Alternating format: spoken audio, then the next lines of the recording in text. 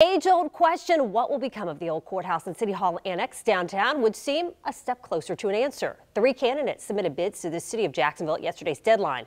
But as First Coast News' Jeff Vallon explains tonight, a familiar face is reminding the city of a fourth vision who thinks it should come first. Jeff? Yes, Heather, and that familiar face, none other than Shad Khan, whose Iguana Investments group this morning fired a shot across the bow, you could say, that he wants that convention center and hotel built here at the Shipyards, not at the courthouse. Now, 2 developers from Texas and Rimrock Devlin, which says it has an office in Jacksonville, submitted by yesterday's 2 p.m. deadline in response to the city's January request for proposal.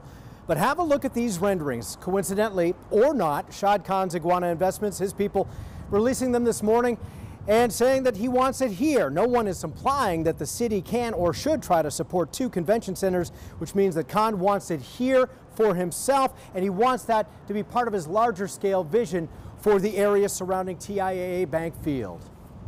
It's interesting to see this pop up the day after. It's possible that they submitted it to get their name on the table. Our feeling is that it belongs near the sports complex and will become one of the real anchors for the transformation of downtown Jacksonville, which we believe only happens if we fully develop the shipyards.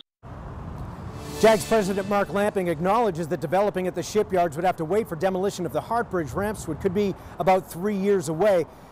But other parts of Iguana's plans would take part in Lot J much sooner than that.